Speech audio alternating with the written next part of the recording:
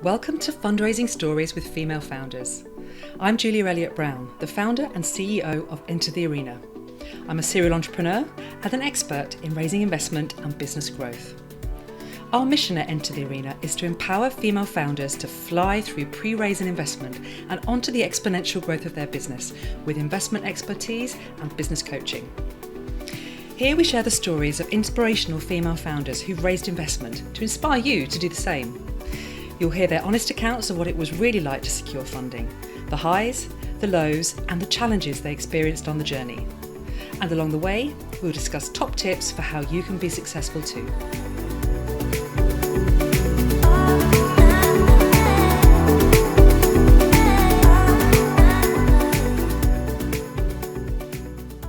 Today I'm speaking with Dr. Vineeta Tripathi, the founder of Vitarka Therapeutics. Vitarka Therapeutics is a biotech startup developing technology to unleash the power of RNA therapeutics, a new class of medications which will help combat untreated late-stage cancers.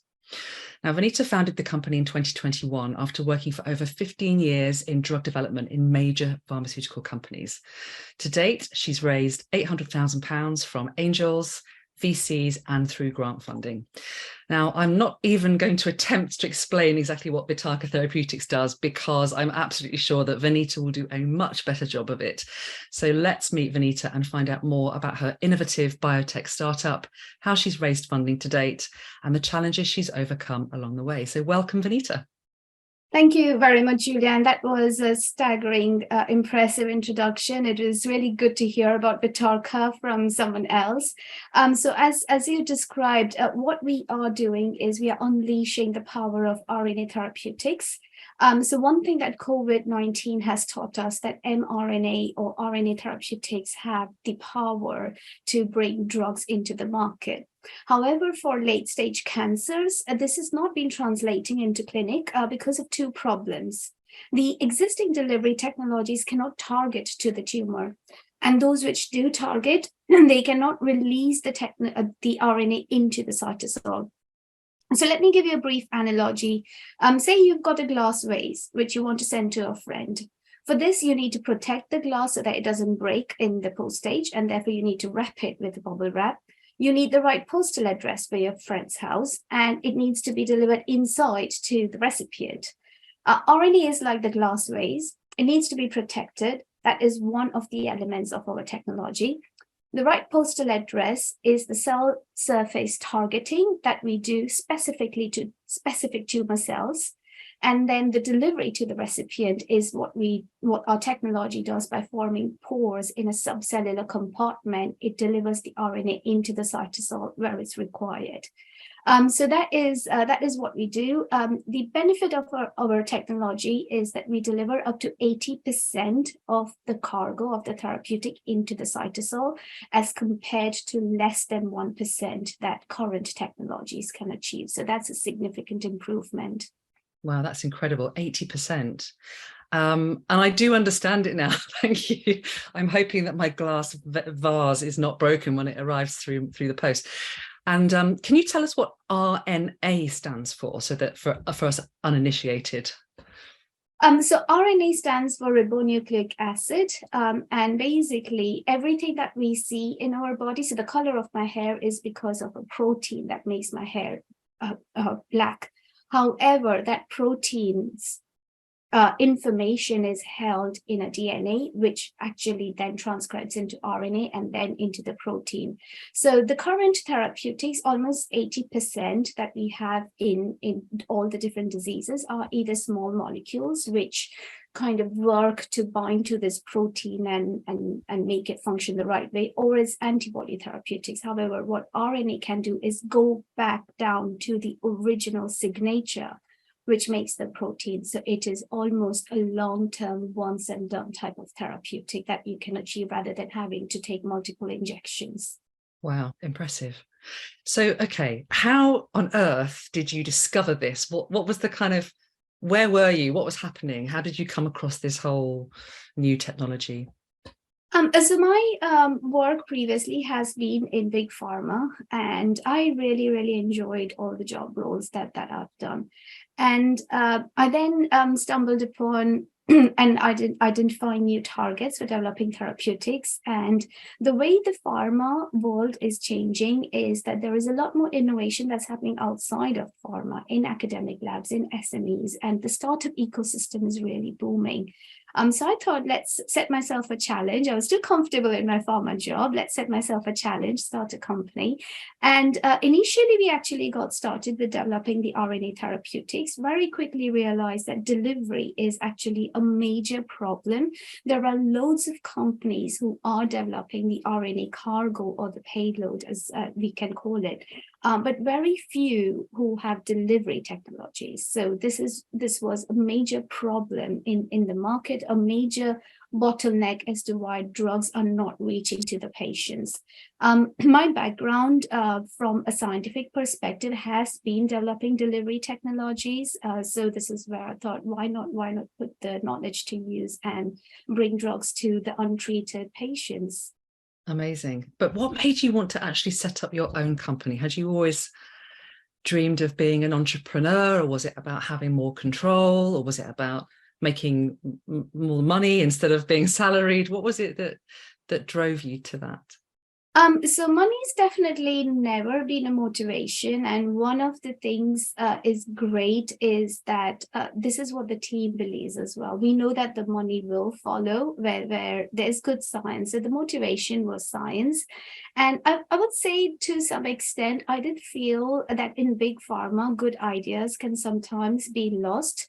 Rightly so, we have to follow very stringent processes. However, this means that before a good idea reaches senior management for a decision making, it's already 6 months, 9 months. And this was, I would say, one of the triggers. I felt that a startup company is more lean, agile business. And initially, I was probably a bit naive. I thought fundraising would be not that challenging, as this is what I was doing in big pharma. I would have a project idea, present it to senior management, request 3 million, 5 million for the project, 10 FTEs, and we would get the project running. Of course, SME, a startup company, is quite different to that. But I would say the trigger was that I was sitting on a really good idea, and I didn't want it to get lost in the huge world of big pharma. And so thought, let me try this out. And fortunately, we had support from investors to get started. That's amazing. All right, so let's talk about that support from investors. So you've got this idea, this concept, you set up a company. How do you go about securing your first fundraise to help you with that R&D in the biotech space? What did you do? So I was joined on the journey by our chairman, Martino Piccardo, from day one. We had been interacting and we knew each other. And the moment I shared with him I want to do this, he said, I'll be the chairman. I will be very honest, it's only recently I realized how difficult it can be to have a good chairman mentor in the company. So I think I was just really, really lucky. Through Martino, we developed an investment strategy, and we made a list of investors that we would be speaking to, mainly people from within our network and whose portfolio, whose values are aligned with what we were developing. So we took that approach. We spoke to very specific investors. So it was about the quality of what they offered and what was already on their portfolio, rather than just quantity that I'll speak to 100 investors. Mayor Schreiber was one of the investors, and Discovery Park Ventures had come up with the new fund that they wanted to invest in businesses, mainly within the gene therapy sector, and also attract businesses to set up in Discovery Park. We were aligned because these were both the things that we were doing. We are a gene therapy company, and we were looking for lab space, and I was impressed with the lab space available at Discovery Park. So that's where we started the interaction, and Mayor and Martino were the first investors in the company. Amazing. So Discovery Park, tell me more about Discovery Park. What is it? Where is it? What do they do? So Discovery Park is located in Kent, and this is a bit surprising that we even need to talk about that, because if I had said Oxford or Cambridge, this question would not have come up. So it is really great that you've asked this question. It gives me an opportunity to make other founders think beyond the Golden Triangle, beyond London, Cambridge, Oxford. Of course, these are the hubs, these are the universities with the top rating research. However, there are parks, science parks outside of that. Discovery Park is one of them. It's located in Kent. It is an old Pfizer site in Sandwich. And I think I can safely say that almost 10% of Pfizer's small molecule discoveries have come from the Discovery Park site before they closed down. It is an impressive site. I am not probably the right person to go into the square footage area of the site, but I would definitely encourage scientific, agricultural, technology founders to put that on their list for setting up the company. What Mayer and Martino and Jane Kennedy, who is the business development lead at Discovery Park, are doing, they're bringing together an ecosystem which is supported not just with startup companies, but also supports in terms of accounts, legal, IT. So all of those external infrastructure that is required is there. Yeah, that's really interesting. I mean, I think probably because I'm in the startup space and not specifically in the kind of biosciences space, that's perhaps why I haven't heard of it, but it's really good to know.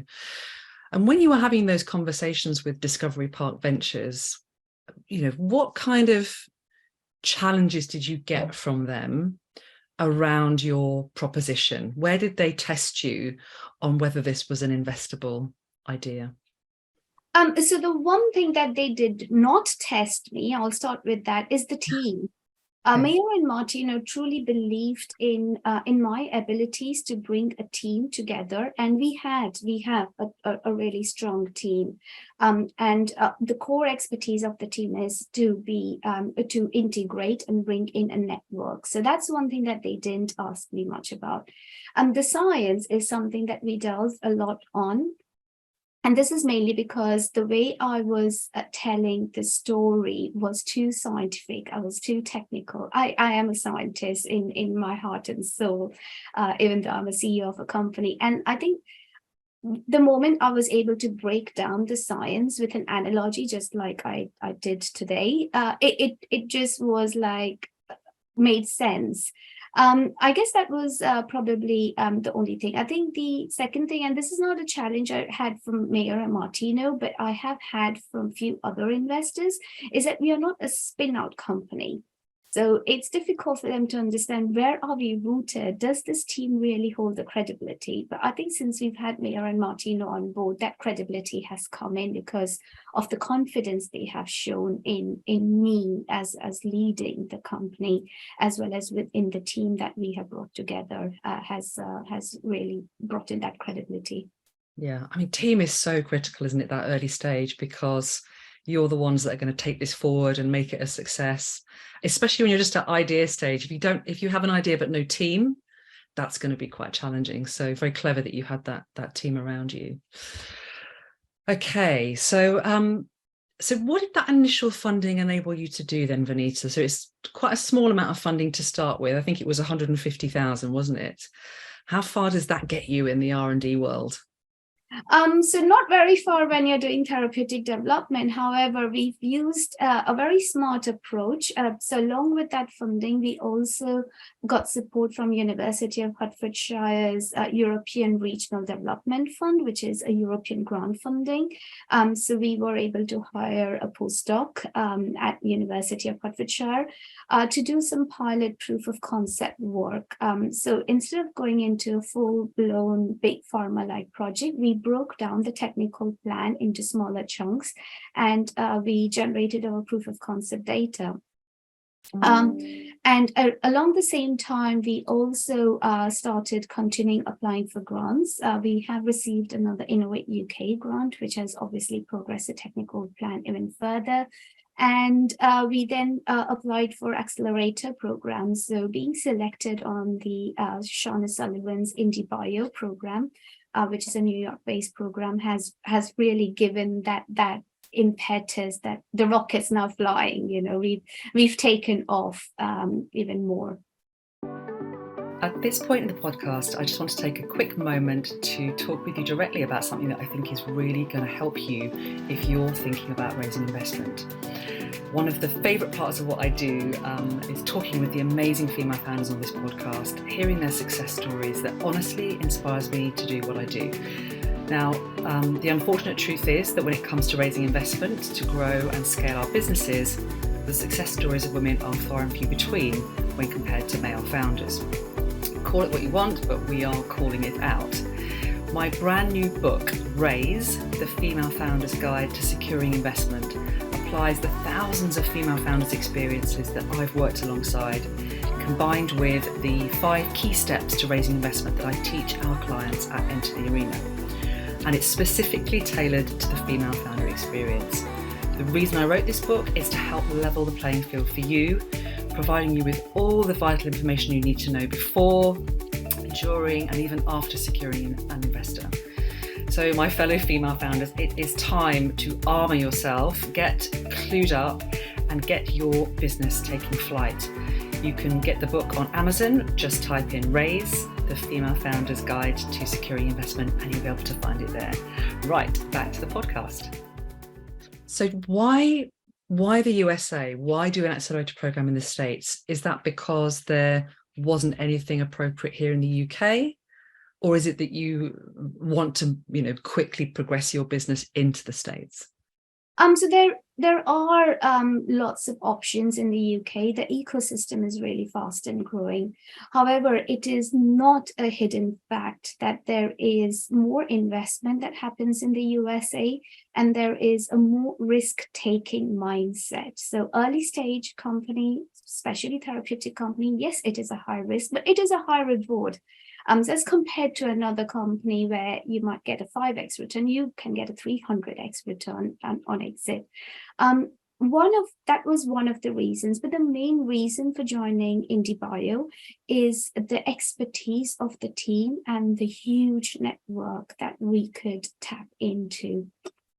Moreover, our commercialization strategy is to have B2B sales. So we would collaborate with businesses who have RNA therapeutics but need a delivery technology.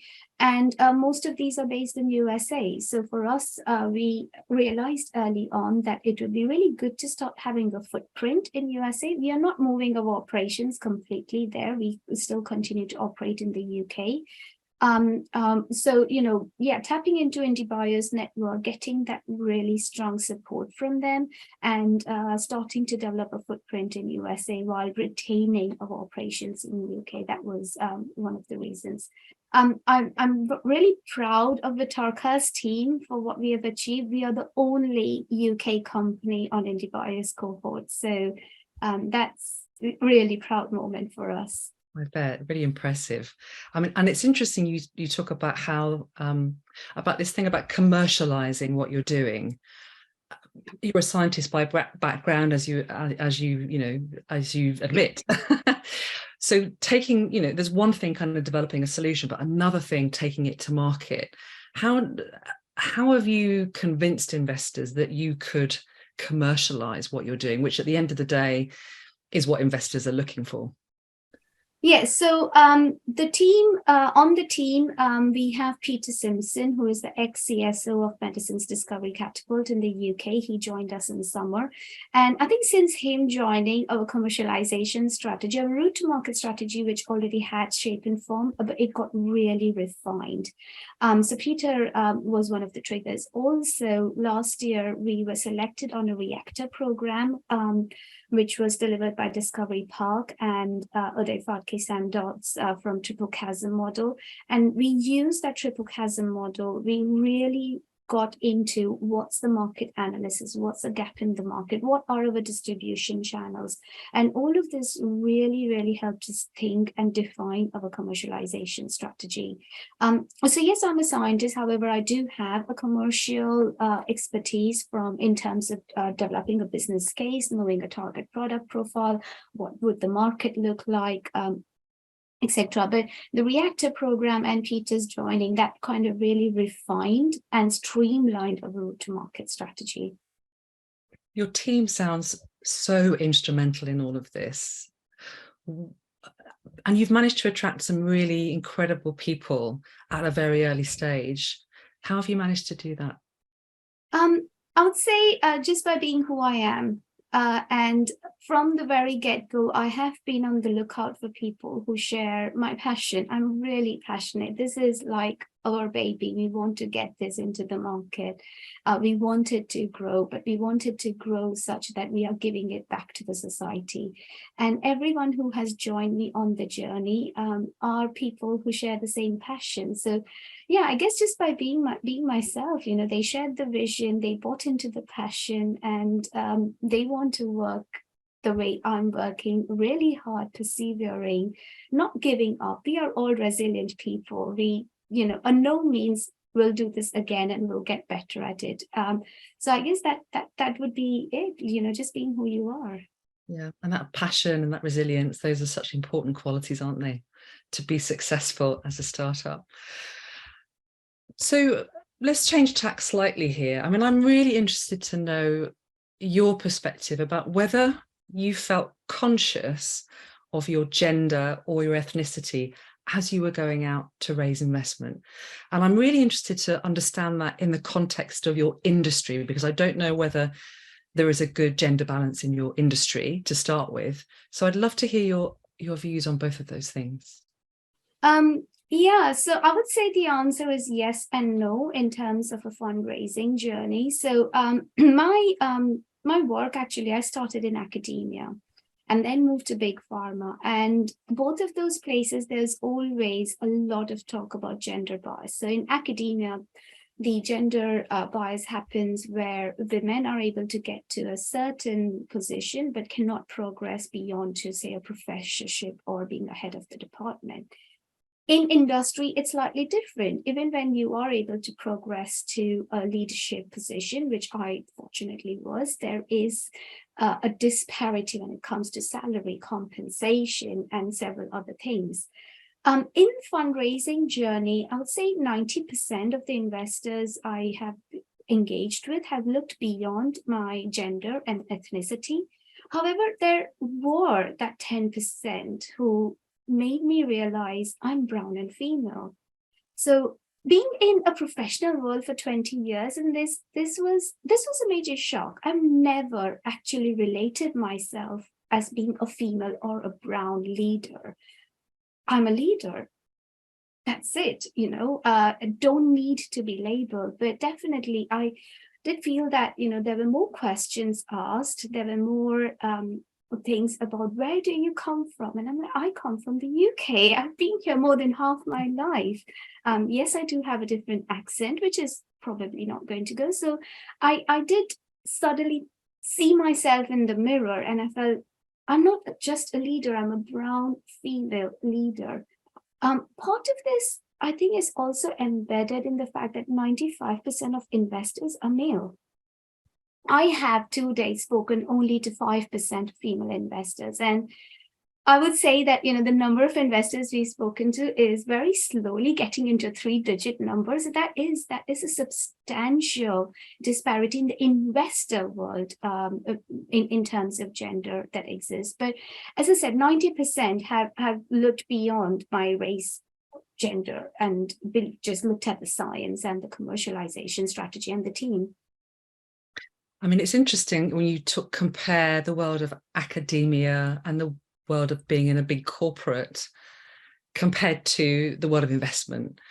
For me, it seems that there's a lot more structure and discipline and rules and regulations around bias in those two places where you were previously.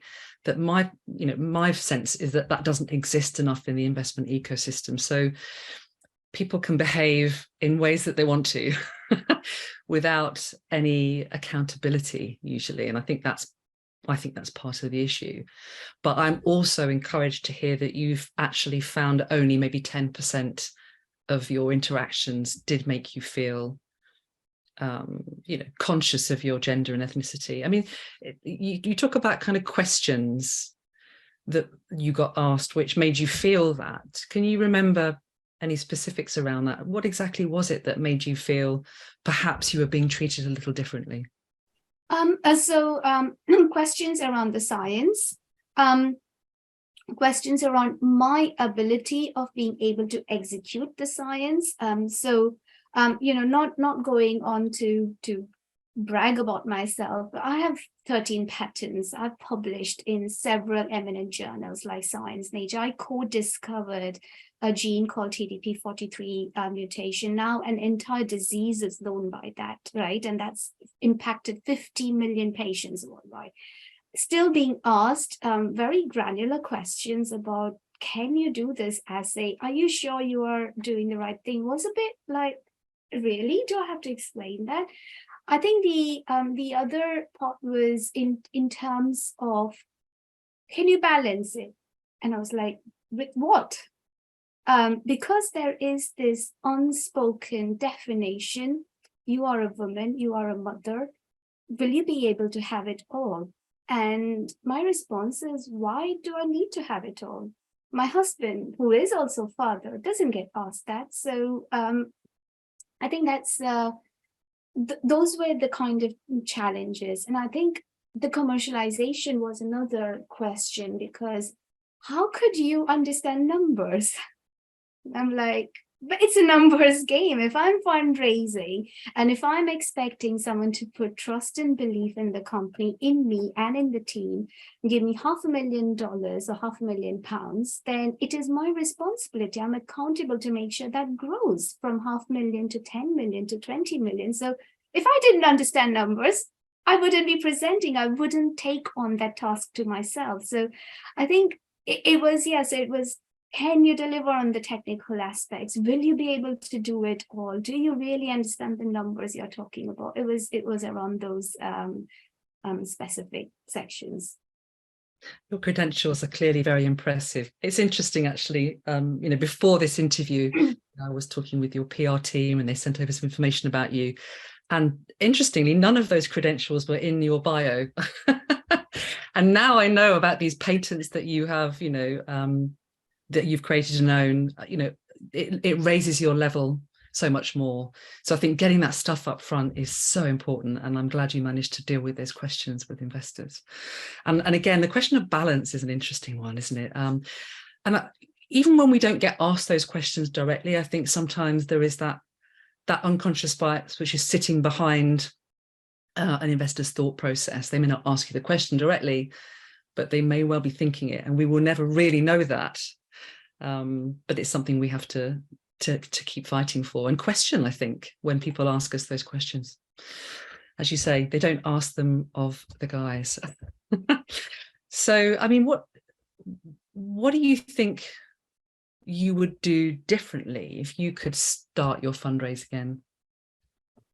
So I think one thing that I would do differently is learn how to storytell. And as you just said very rightly, talk about the credentials, not just myself, but of the team. For some reason, and I guess this is just a personality thing, not about me being a female or being brown, that I always shy away from talking about, look how great the team is, because I just feel, yeah, we've done this. That is our job. This is what we have. I wake up every day because I want to get a drug to the patient. So the patents, publications, that's part of my job. That's part of why I'm living. So one thing that I would definitely do differently is start bringing and talking more about the team. I have seen some of my male counterparts who do that, even though they don't actually have those credentials for the team. And the second thing is, I would learn storytelling. Even when I thought that I was breaking down the science to a very basic biology level, like an A levels, I can now understand how complicated it is, because the human body is complicated. Cancer is complicated. These are really complex diseases, and we are developing complex therapeutics. So I would definitely learn storytelling as a communication style. So much involved with fundraising, isn't there? There's the communication skills, the financial skills, business strategy, negotiation. It's a lot, but you've obviously done a great job of all of it. So, that's great.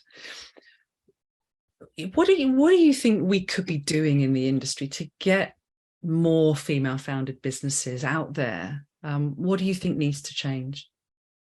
So this might sound quite contradictory to the question, but the first thing I think we need to do is stop saying female founder. Founder, full stop. And my reason for saying this is that, I'm a great fan of Malcolm Gladwell and quite a few of his books, as well as Daniel Goleman's. So emotional intelligence and subconscious thinking is something that I've read quite extensively about. There is a test called an Implicit Association Test, and I would actually encourage all your listeners to have a look at that test. I've done that test myself. And what that test basically demonstrates is that when, say, I'm going for an interview, and if I'm asked to fill in an equality and diversity form, subconsciously, it's already giving me a disadvantage because there are these biases that exist in the society which have primed our brain to think a certain way for, say, a brown, a black, a white person, a male or a female person.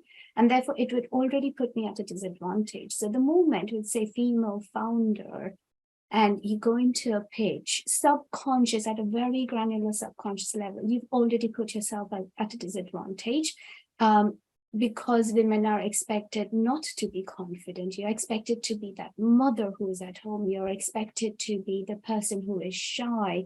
If you're confident, it's always sometimes gets perceived as, oh my God, that was too bold and too brutal, but you're just confident. So the moment you use the word or label someone, that's what happens. In practice, at the macro level, the culture, the mindset needs to change at board level and trickle down. It's a top-down trickling of the mindset that needs to happen, especially more in the investors' boards, I would say, rather than the company boards. I mean, there are many female founders. The IndieBio cohort is 50-50. Half of us are female founders, and in fact, fully female teams as well. So in the startup world, I think the companies have already got some of those balances, but in the investment world, there probably isn't that balance yet. I love what you say about the kind of, if we label ourselves in a certain way, it makes us behave in a certain way. And I totally agree with that. I think there's a danger of us looking at some of the statistics around how little funding goes to female founders. And then we go into these interactions with a chip on our shoulder, expecting to be attacked in some way and instantly being on the defensive, which I think can be quite destructive, actually. And I agree, I think we should not go out there trying to raise investment because we're a female founder and you should invest in me because I'm a female founder. I'm not a believer in quotas at all. I fully agree with you. Invest in us because we are doing great science and we are going to get drugs to the patients, not because I'm a female founder. I fully 100% agree with you. Yeah. So when you have made this business an incredible success and exited your business for millions or billions, will you be making that commitment to be one of those female investors and put your money back into the ecosystem? Do you see yourself doing that in the future? Yes, absolutely. I do see myself, and yeah, let's just hope, fingers crossed, we do get to the millions and billions. But regardless of that, I would still continue championing. I'm a mother to a daughter, and I grew up in India, where it's funny that I would say I was so lucky that I had education, but that I had education as a girl child in the family, and I had the best of the education. That was 25 years ago, and I do not see that the world has changed that much for my daughter. So in the next 20 years, I definitely want to make sure that at least I am part of bringing about that change so that our children, son and daughter, have equality. They don't have to go out there thinking, are we brown? Am I a man? Am I a woman? We just shouldn't have the need to think about any of those external aspects. It should be about what's in the head, what's in the heart, what's in the soul. Yeah. And as you said earlier, I mean, that change comes top down when you look at the world of investment, but also it starts right at the beginning, from the minute our children are born, how we treat our children, whether they, in terms of their gender, how we encourage them with their ambition, their choice of education subjects. I mean, getting more women into STEM is a big issue. And when we can see that coming through from the bottom and we see that change coming from the top, then maybe we have some hope of closing the gender gap in our lifetime. Let's hope so. Thank you so much for your insights. It's been really, really interesting. And we look forward to watching your journey. Please do stay in touch. And we wish you all the best. Thank you. That's great. Thank you so much, Julia. I really enjoyed the conversation, and I really hope that I can be a small part of the change to bring about the equality for everybody. Thanks for following Fundraising Stories with Female Founders. This content is all provided to you for free, so if you've enjoyed today's episode, please subscribe so you never miss another one. Enter the Arena has helped hundreds of female founders fly through pre-raise and investment and onto the exponential growth of their business. Our first-hand experience, expert guidance, and proven programs help female founders unleash the Wonder Woman inside. To see if we can help you do the same, head over to www.enterthearena.co.uk. I'm Julia Elliott-Brown, and I look forward to talking with you soon.